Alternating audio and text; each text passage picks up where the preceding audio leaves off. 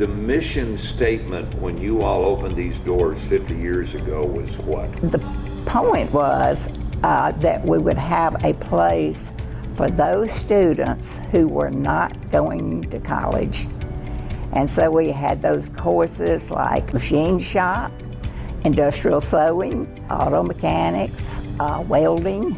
We had some business courses, so we could get some of the girls in anyway.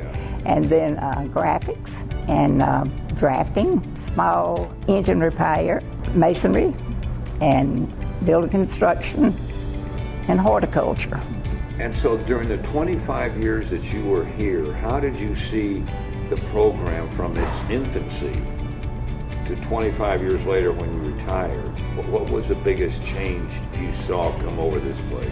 I think just adding new courses, and of course some of the older courses closed. We added, the health occupations, food services, those things I guess that were just a little more up to date. We still kept some of the others, but as the students were not interested, of course those were dropped. Recently we had someone come to repair an air conditioner at our house, and he told me his story about when he was up here.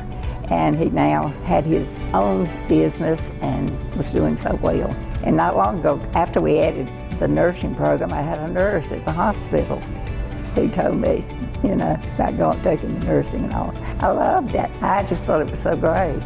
The Career Center is set up a little differently than other educational entities in Anderson County. How are you different? Well, we're different. We work with the two school districts, but we're fiscally independent. We are on the tax bills of both Anderson 1 folks and Anderson 2 folks. We have wonderful support from our delegation. We go to them to get our budget approved every year.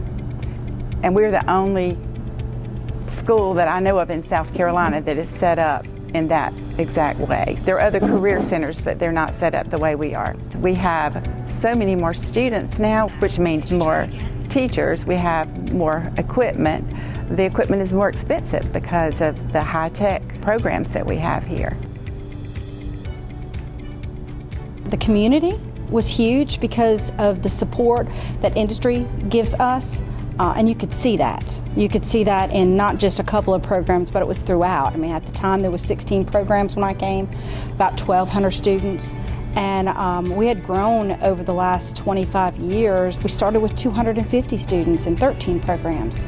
So to see that we've more than doubled in size in those 25 years, I could see that the potential of our students making impact in Anderson County even more.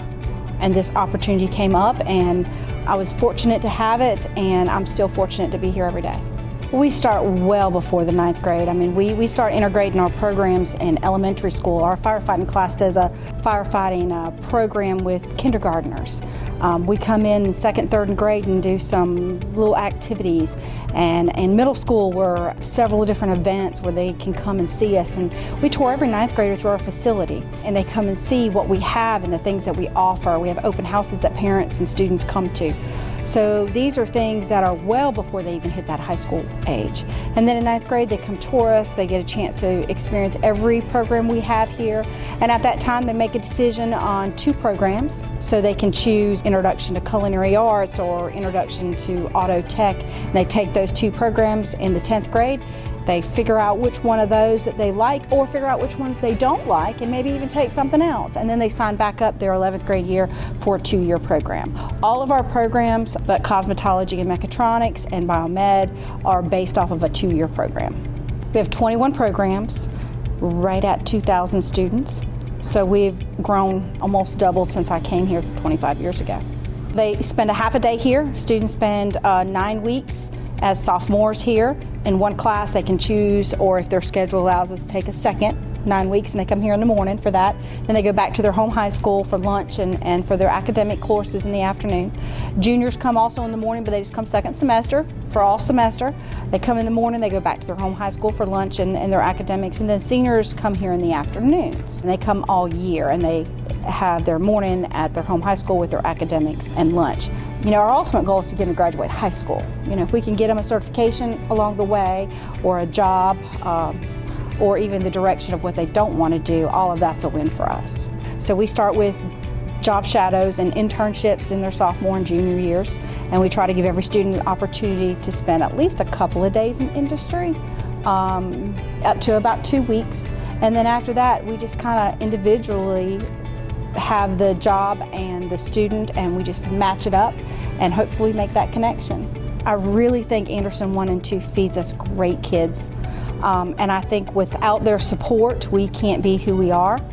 I think we have great board members that help lead and shape the minds of the decisions that we make here every day. And then, of course, the industry supports. I mean, all of that has to work together to make us who we are. And we've won so many awards, not just national awards, but state awards. And I think that comes from the quality of students that we get and the quality of instructors. We still have plenty of physical space here to grow. We've got to work on that. Our building was built 50 years ago and it still stands here, and if you have an opportunity to come through the building, you'll see that we take very good care of it. I see, obviously, AI coming in, automotive engineering of some sort, electric cars. I see more and more electricity, because more and more electricity gets involved in every program. Cybersecurity developing. I see mechatronics still growing in the robotics field, healthcare field. I think there's so many different opportunities for our students to pave that way. And I do believe they're going to pave that wave here. She cares deeply. She is passionate about what she does. Students come first. She loves her teachers. We serve our students, we serve our teachers, and we know the rest of us are just here to facilitate.